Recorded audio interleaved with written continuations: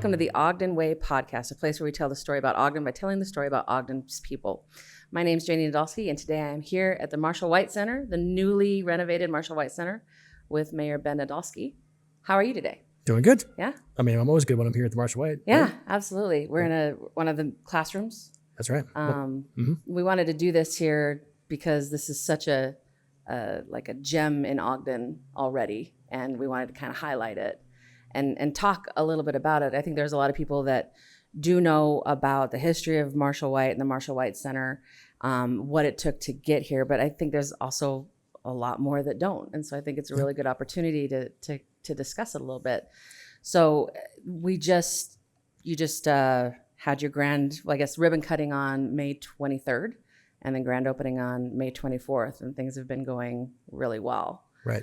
And I wanted to just kind of ask you to kind of give some history of what the Marshall White Center was, who Marshall White was, what he means to this community, and where we are today. Sure. The ribbon cutting was a really celebratory day, and there was really high energy. It was a huge crowd. It was a really great event. It marked the culmination of a lot of work, right? And you know how much work it's been because you've been with me all along those years, but it was the culmination of years of sometimes contention, frankly, right? Because when the old facility was no longer providing the service that it was built for, primarily when the pool no longer functioned, it was a controversial thing. Mm-hmm. And so it was really unfortunate, but I'm glad that we went through it and got through it, that the Marshall White name was mixed up in so much turmoil. But as it turns out, that's not that much different than the history around the center, right? The place is named after a man that lost his life in the service of our community. Marshall White, Dr. Marshall N. White, officer and detective Marshall N. White, was killed in the line of duty as a police officer here in Ogden City, serving the community and serving the kids in particular. Right. And that was a tragic loss for our community because he was a giant in this community. And his legacy is always built around service, and particularly around serving youth. And so we take that legacy very seriously. And the prior center was named after him, and it was structured in a way that it provided access for everybody. And that's what we want to accomplish here, but we've got to do it in a different way. And opening the facility, everybody was celebratory because it's such a beautiful place. I mean, look behind us. All these kids walking back and forth. Right. If you haven't been here yet, you need to come here because it's a beautiful facility. But facilities like this cost a lot of money. This one was, I think, around $34 million. That's not nothing. That's a ton of money. The city has to bond and borrow for that kind of cash. Right. And so there's a debt burden that we have to make sure that we provide for. And I want to make sure that we're doing that in a way that doesn't really replace that burden with a tax increase on our people. Right. And so this is where the framework of the Ogden Way comes into place. This is a really nuts and bolts example of the Ogden Way framework at work. The framework starts with our values, particularly around service and around collaboration, but also around innovation. Those are three really good examples in this project of all three of those values at play. It also provides for a mission for our employees, which is rooted around service and facilitating success for others, right? And then it also provides for a vision for our community, which is around building an environment of opportunities and where opportunities can provide for success for people. The 7 pillars of the Ogden Way are the pillars that are necessary to provide for a successful and lived life for everybody, regardless of where you're at in the socioeconomic spectrum. If we are providing for opportunities across all 7 of those pillars, we're providing opportunities for people to live a good life here in Ogden. Right. One of them is economic. Now, we recognize that there are people in our community that range the entire socioeconomic spectrum. And one of the points of that pillar is to make sure that we are not burdening our people with ever increasing taxes in order to provide for the services. Right. If taxes are going to increase, it is going to be because it is no longer a choice. There is a necessity, and we have swept every corner for every dollar, looked at every efficiency and every consolidation possible, et cetera, right? So that's the backdrop for creating a center like this. It's how do you borrow $34 million without burdening people with taxes, right? Mm-hmm. And we do that by looking at the fee schedule. But when you're looking at the fee schedule, how do we make sure that it is built in a way that allows everybody to have opportunities for access, regardless of your ability to earn, right? Well, we've done that, and that's the innovation part of the Ogden Way. We had to put pen to paper and really make this work for everybody. And I'm really proud of the way we did it. And I look forward to getting into the details. But as a result of the way that we structured the fee schedule, we were able to provide access for everybody that ranges from a resident fee, which is cheaper because we have an offsetting non-resident fee. Mm-hmm. And that's really built on, there's a daily access fee, but there's monthly fees, and which is a membership fee, and then there's an annual fee. Mm-hmm. And the fees get even cheaper the longer they go out, right? Again, the resident fee being cheaper than the non-resident. People from outside our city coming in, helping to keep costs down low for the people inside our city. Then we have, we want to make sure that we're providing for youth, right? And so when we think about our fee structure, our day passes are consistent with neighboring recreation centers, right? Mm-hmm. But we purposely incentivize monthly and annual passes because they're cheaper and they provide for habits of health, not just one-time drop-ins. Now, the past center was built on drop-ins, occasional drop-ins, very few memberships. And that is not a way to provide for lifelong habits of health and active lifestyles, right?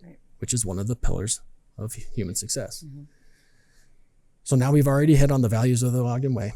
We've hit on two of the pillars, active and healthy lifestyle, and economic. And this is a place where we're creating meaningful social connections, which is another pillar. So that's 3 of the 7 pillars right here. Mm-hmm. And Marshall White being a former police officer, and all of the programming that our police department is doing here, and soon potentially our fire department. Now you're talking about 4, safety being the 4th pillar of the 7 habits of human health. Mm-hmm. This is a project we've invested a lot of money into, but that we are achieving a number of our goals, overlapping, goals. Right. And that's money well spent when you do it that way, right? Yeah.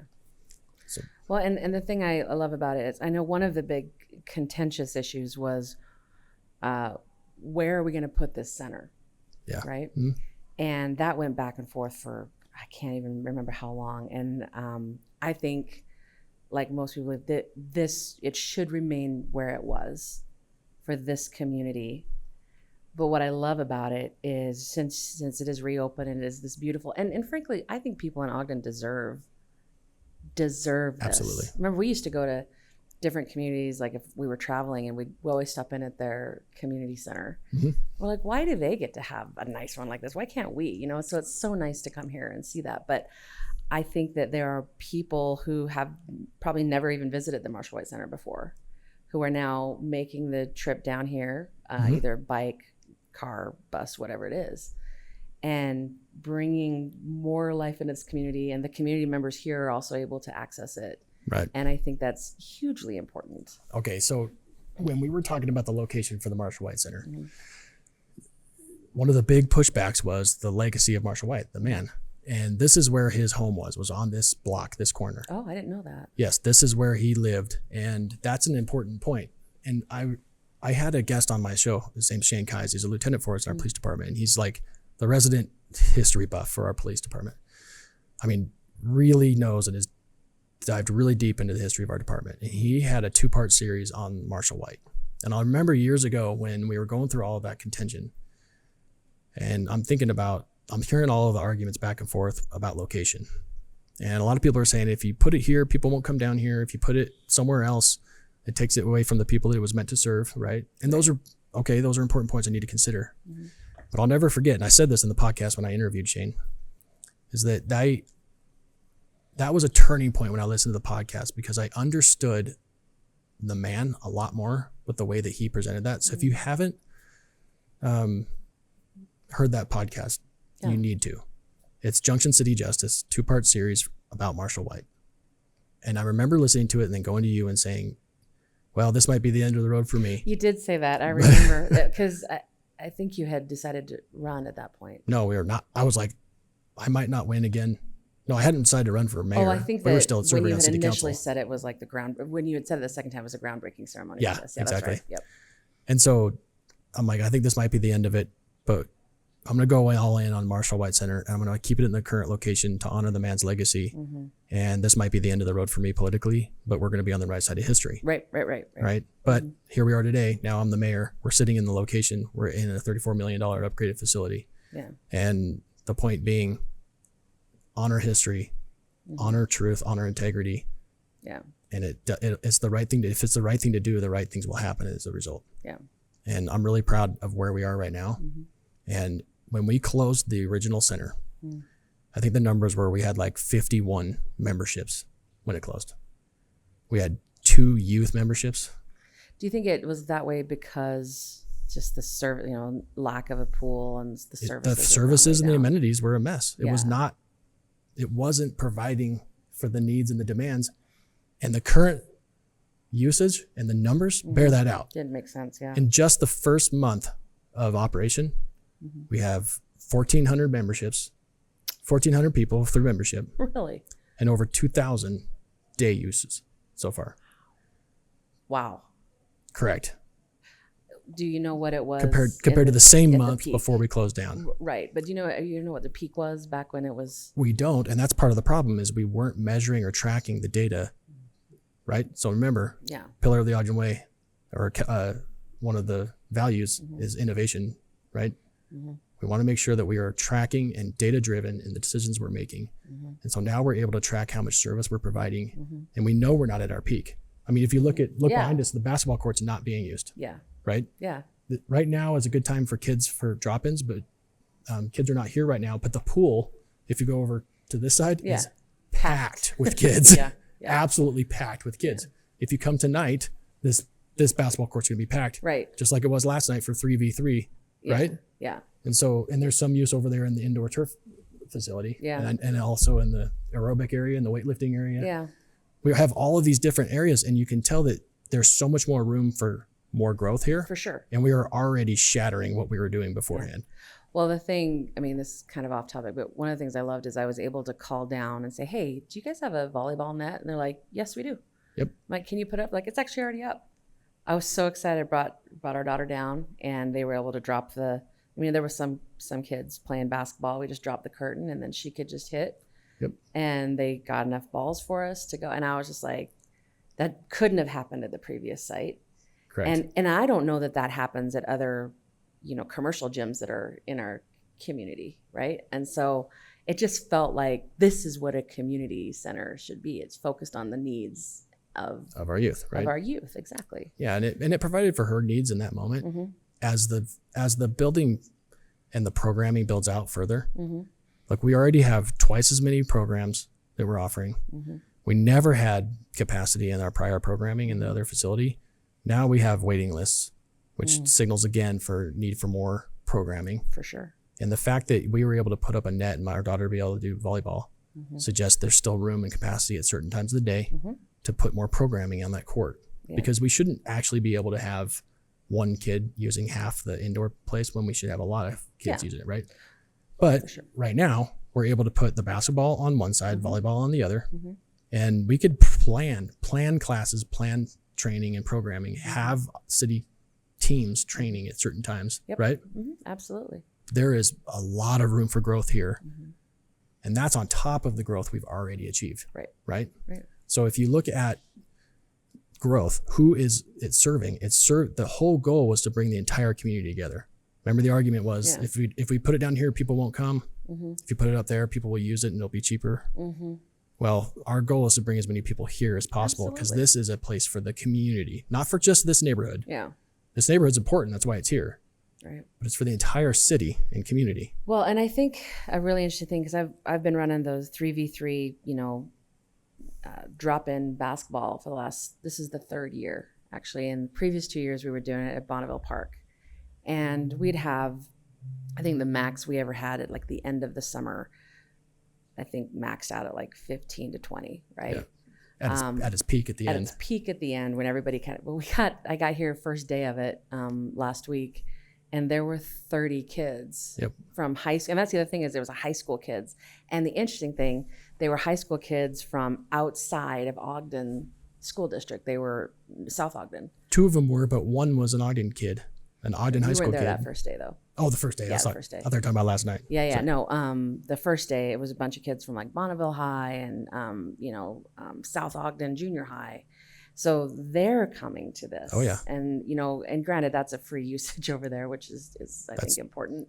It is free, but it's super important. And people are criticizing us because we have a fence around it, that it's not free and accessible. It's 100% free. And we proved that last night, right? Yep. And the week before. Yeah. It's drop-in, free use, 3v3 basketball, all ages, both genders, right? Right. And it was fun last night because there was a lot of parents, yourself included, hooping it up. Yeah, I got a little hurt last night, but it was worth it. It was fun. And I was dressed like this, or else I'd have played too. maybe next we next could time. Finalize who's the better athlete next time we do that. Next week. Yeah, I mean, how many times do I have to dunk on you to prove the point? Okay. Yeah. So let's talk a little bit because there's always, first of all, political life. I'm learning and I dislike it, but it is what it is. That you're never going to make everybody happy. There's always going to be criticisms, right? And so as I read online, which is always a mistake, but when I read online and like when I was a kid, it only cost this much. Well, obviously, when I was a kid, I could get a candy bar for 50 cents too. You know what I mean? Like there's inflation goes up, right? Less than that, actually. Yeah. But I think that sometimes they get the sticker shock when they say, well, it's this much. Well, how do I afford this? Because it's supposed to be for community. So talk a little more about the fee structure and what Ogden City has been able to do to help reduce those fees or scholarship. Because I know you talked about it at the city council meeting last week. Yep. And I just thought that's really important for everyone to kind of comprehend that this is genuinely here to provide access to everyone in Ogden. Right. But again, we have to do it differently or else we're going to get the same outcome, right? Definitions of insanity, etc. So our prior fees before we closed down the old center and built this one were established in the 80s and had not been adjusted to keep up with inflation. Problem number one, right? You can't set something and forget it forever. You have to be adaptive. You got to be quantitative, and you have to be mindful of the analytics as you're going, right? But I think you have a good point. The Marshall White Center in many ways was forgotten by the city. Unfortunately, yes, for a long, long time. And that was the argument that we were in, right? Yeah. And this is an approach that ensures that it's never forgotten again. Correct. And so, but when you're sitting in a fee that's set in the 80s and not adjusted over time for inflation, if you just looked at the fees today versus the fees then, adjusted for inflation, they're the same or cheaper now. And how are we accomplishing that? How are we building a $34 million facility with 37,000 square feet in the original facility, and now we're at 69,000 square feet, right? It's cheaper. This is a much bigger, much better, and the same cost or cheaper for our residents because we built a membership structure that's discounted for residents because of the offset for non-residents, that also has opportunities for discounts, qualifying discounts, right? Right. So instead of just letting everybody in for free, those that can pay, they pay, and those that can't, they can get a discount. And for those that can't pay at all, rather than giving the discount of free and then putting that on the backs of the taxpayers, again, one of the values of the Ogden Way is collaboration. And so we are purposely, with full intent, reaching out to partners and finding scholarships and grants, finding people that want to donate to us to provide those scholarships to those kids. So just in that same council meeting, the reason I mentioned it is because the city council approved a $58,000 and some change appropriation to put into a restricted account to provide for scholarships for kids and families that can't afford to use this facility, right? So now we don't have to base and root the entire fee structure on those that can't afford. We have partners for that, right? That type of an approach gives us the ability to have a much better facility that is sustainable for the long term, that provides access for everybody and opportunities, increased opportunities, including twice as many programs, right? So we've got a full service pool. Yes. Right? A full service indoor pool play place. I mean, it's packed right now. Yeah. Because the kids are having a ball. Yeah. Right? Yeah. It's something that I just so wish it was here when our kids were younger. Like, I mean, obviously our kids will still use it now, but just what you have there for the little kids. I remember we used to go to a neighboring city and I'd be like, why can't we have this in Ogden? We deserve, our kids deserve this. Why do we have to come here? You know? Right. So I'm so grateful that we have it now. I just wish we had it back when our kids were little. Well, it shouldn't just apply for kids. It's for families. We're talking about lifelong Right. long-term habits of health. Right. And part of the reason the pool is so packed is because we also have a partnership. Look, one of the powers of being a city as a partner is we have access to grants that others don't have, right? If you're just a private company, you don't have as much grant capacity as we do, or partnership capacity. We partnershiped with the Government Employees Health Association, and they provided us a grant to provide, it was about $23, and that's going to cover swim lessons for about 300 kids in our city. For $23? For $23,000. Oh. Sorry, did I say 23 bucks? $23. And I was like, that's not going to work. That's a bargain. Yeah.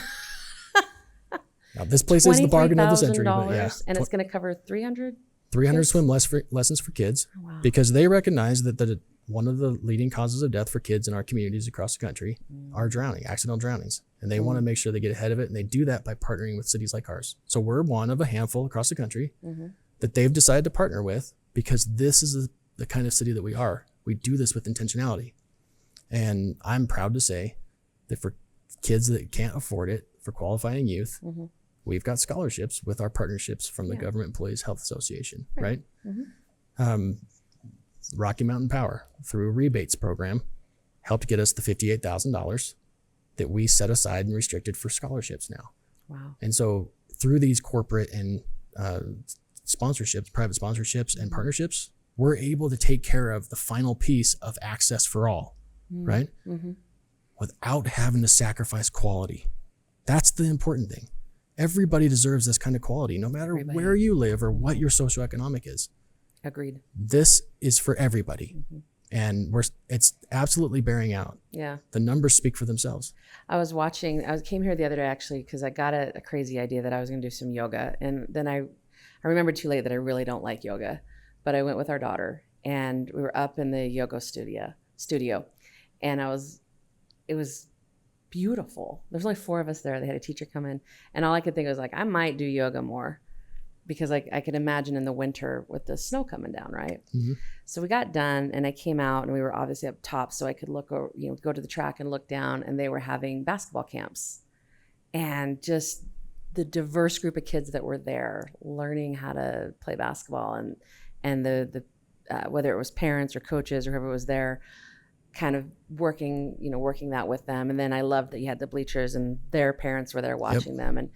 And I just remember thinking, like, when we were doing basketball camps, we were all over trying to find, a gym that could do it just to host us. And so I love that this is going to become more and more of like, this is the place to do these things. It's super special. So I think that was probably the Lil Untamed program. Lil Untamed. So it's the little kids that are kind of trying to step up from recreational sports into a more competitive level, but who also want to play multiple sports, right? And so it's not this year-round specialization craziness at a young age. Right. It's a higher level of competition, but a year-round multi-sport experience. Yeah. Right. Yeah. Get them ready for going into the high school. And so we were bringing as many kids as we can into here, and there were so many kids that coaches had to divide up into one basketball hoop each and run drills on the 6 basketball hoops we have. Yeah. And it was packed. Absolutely packed. And I think it was like 2 days worth. Right? Yeah, they did 2 days and then they did tryouts the next day. But compare that to your yoga experience where you had 4 of you. There's still capacity in that class. So much capacity. And so that's something that we're working on, is making sure that we're providing awareness of that opportunity. Whereas this opportunity, we need to do it again, but at a different time, because we're meeting that max capacity. That's the kind of programming approach that we're taking to make sure that we are maximizing the space that we have. Right now, we're in a community classroom space. We're doing it. We chose the time that we're doing it now because there's no class taking place. Right. But in the future, there could be and should be and will be, right? And so when we talk about the revenue model, it's already heading much, much better in the right direction, right? Right. And there's so much more capacity to build. Yeah. And we get to do that in a way that's more predictable. So not only are we creating a fee structure that is set up for habits of lifetime health and active lifestyle and meaningful social connections, we're also doing it in a way that's a lot more predictable financially. Yeah. So now we can apply that model to the future and understand what our deltas are for operating expenses. And then we can fill those gaps through the general fund. Yeah. But over time, as we maximize the use of the space, it should eliminate that delta. Yeah. But instead of making our goal eliminating the difference in the finances. Mm-hmm. The goal is to maximize use. Correct. Maximize use. And now that we've got the fee set the way that we do for free, reduced, or resident and non-resident fees for both day, month, and annual. And family and individual. For family, individual, right? Yeah. Now you can pick what works for you and your family and your circumstance. And we're going to eliminate the drawdown on the general fund and therefore not have an impact on people and their wallets as a tax. So let's pretend that I'm a single mom and I'm like, I got to have my kids, like a single mom of 2 per se. And I come in here, I'd like to look into a membership. What's the process? Come right to the front desk and say, hey, I'm new here. I'd like a membership. They're like, no problem. Bam. It's a really quick process now. Okay. We had so many people signing up. What if I need financial help? What if I need a scholarship? Like, what's that process? Do you? Yep. I mean, that's kind of getting in the weeds for you. No, it's fine. Okay. So if you want to sign up for the membership, you can come to the front desk. You can go online. You can call the center, and we'll walk you through it. Okay. If you feel like those fees are too much and you need a reduced fee, again, we said it's for qualified people. Obviously, you and I are able to pay. We're not even going to ask for a reduction, right? So we're going to keep people from doing that.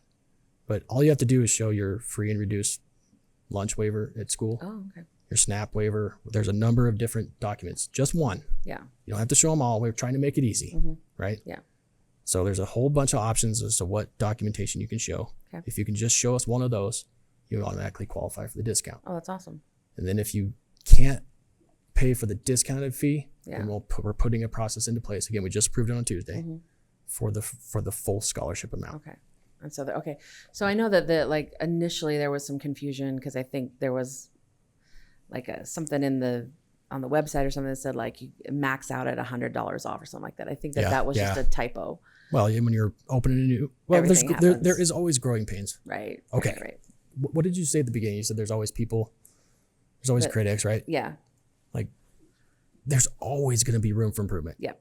Absolutely. Like every day. In fact, just today, when I came from my gym pass, we just upgraded the software on the front desk so that you can just buzz yourself in instead of having a staff member do the thing, right? Right. That eliminates the need for redundancy at the front desk. That's a big time cost saver if we can just have the self-serve, right? They're going through, they just put it in this morning. I was the very first user. Yeah. Of course Coincidentally. Of course you were. I know, right? and the cards that we've been issuing, or at least when mine was issued, weren't quite scanning easily. Oh, okay. And so they said, no problem. They printed me a new one, gave it to me. That's room for improvement. We're going through growing pains right now. It's a brand new center. Okay. We're learning new lessons, right? Every day. Yeah. So let me ask you this. So I was actually looking online the other day because I was trying to figure out when I could schedule I was like, okay, when does the pool offer aerobics? When does it, lap swim? And so luckily I know somebody who works here. So I said, I have a question. And so the membership itself covers like, I don't have to pay $10 to go do yoga, or I don't have to pay $10 to do aerobics. But if I wanted to do a cooking class, if I wanted to sign up one of the kids for a cooking class, because I'm not going to be the one doing the cooking class, that is not covered by the membership. That is additional. Right. Okay. Does that scholarship, do they scholarship that too? Or is that? So the fees are insanely cheap for the programming. Okay. And then we have reductions. You can get as low as $5 for the full class. For like that's 6 multiple. weeks of class. Yes, for $5. That's amazing. And if you can't get $5, we'll cover your $5 too. Yeah. Take it out of the scholarship funds. No big deal. Yeah. We just want you here participating in the programming. That's really cool. That's incredible. And right? I think that a lot of people don't maybe necessarily understand that, like, what does the membership cover versus what would actually be extra. Right. So I think that that's helpful to know that scholarship will cover the extra as well, not just the membership itself. Right. And then the question of, well, how many people are actually aware of the discount? We're almost to 100 kids already that we provided the reduced discount to. And now we're going to start providing scholarships. Yeah. And we already have kids taking advantage of this free swim lessons. So that number is chipping away. And Government Employees Health Association has already signaled, we love working with Ogden City. We'd love to continue this in the future. Good. That's not a promise for more, but it's promising. Yeah. Right? Yeah. So yeah, we are providing a better level of service for the same type of accessibility. Yeah. But I don't blame people for jumping to conclusions at the front end, because if you just compare the numbers, sure, they're different. But you cannot compare 1985 to 2025. Right. You can't do it. Right. And I think it's hard to compare around other communities too, because this is a brand new facility and the fee structure is set up with a different philosophy in mind. Well, also having those scholarship opportunities, right? I mean, I just read in the paper today that Draper's the most expensive place to buy a home. It's almost $1 million on average to buy a home in Draper. Oh, heavens. So if we pegged our fees to Draper and their ability to pay for theirs, that doesn't make sense. Yeah. Right? Right. But if we are similar to what's being charged in Roy, because we're similar cities, similar communities. Right. Me and Mayor Dandois talk about that all the time. Like, we're interesting analogs. Well, that's exactly what we have for our day use. It's similar to what they have. But we build out our monthly and our annual passes to lengthen that runway, to keep kids and families coming into the center. Yeah. And the longer out you go, the cheaper it gets. Yeah. Does the city have goals about usage? Like, do we say we want to have this many people by this month using this daily, or having, I know it's not about revenue from memberships. I understand that. I don't know that everybody does, but I understand that the philosophy behind it, like, let's make sure that we have a healthy lifestyle and creating these habits. But does the city have like target goals that they're trying to get? I'm glad you asked for that. Really? So, yeah. Okay, look at that. Okay, so just this morning I had a guest editorial that talks about, I think it's in there, is a key performance index. It's KPIs. We are in the process of developing KPIs citywide. Okay. KPIs are going to help us set quantifiable benchmark goals for each of our programs and each of our departments, et cetera, to make sure that, one, we're working toward the right goals and outcomes, but two, that the things that we're doing are effective. And so I've already had multiple meetings around KPIs for this facility, and they're soon to be finalized. And the KPIs are not, the goals in the KPIs are not going to be based on revenue. Good. They're based on use. They're based on targeting, making sure we have a targeted number of people across the socioeconomic spectrum, across the geospatially, across the city, right? So that our goals are providing access to recreation and healthy lifestyle and meaningful connection for anybody and everybody across the socioeconomic spectrum, no matter what neighborhood they live in our city or outside of our city. That would be the goal. We'll have KPIs that are quantifiable benchmarks that we shoot for. And then if we achieve those benchmarks, it has a corresponding beneficial economic impact. Does that make sense? Yes. And so rather than focusing on the revenue and that we're just trying to save money, that's how you exclude people, right? Is by setting the wrong goals. And this is why we have KPIs, so that we can define what the goals are and what they are not, right? Our goals are to be kind, caring, and include everybody possible, right? Bring this community together. That was the goal and the vision and the legacy of Marshall White as the man, as the doctor, and as an officer. And it's the legacy that we are trying to honor. We just have to do it differently. So so as you're looking at these KPIs and you're saying, okay, we want this money, this much usage every month, right? Or you build up.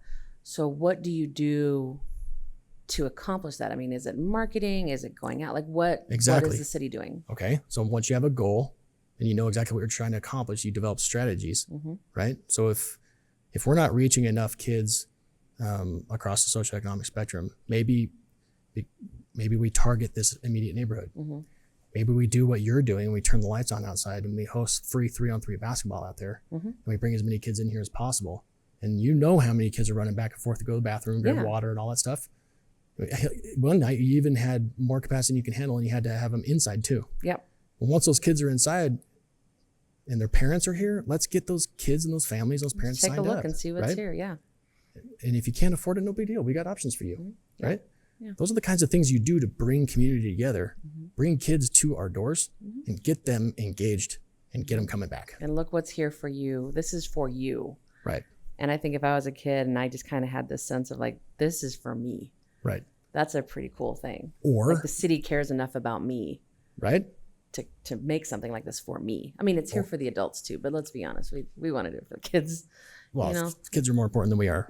But Definitely, we've outrun our use. what if you're not into sports? What if you're not into exercise the way that you and I are? Right now, on the other side of the wall behind you, there's an art class going on.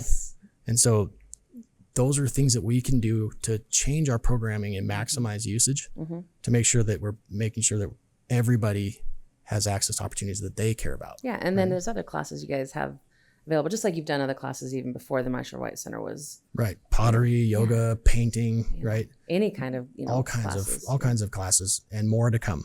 We're Continuing ed already twice as many programs as we had before with waiting lists and room for more and more under development. So stay tuned. So, and I also want to kind of throw back to something you just said about, kindness and inclusion.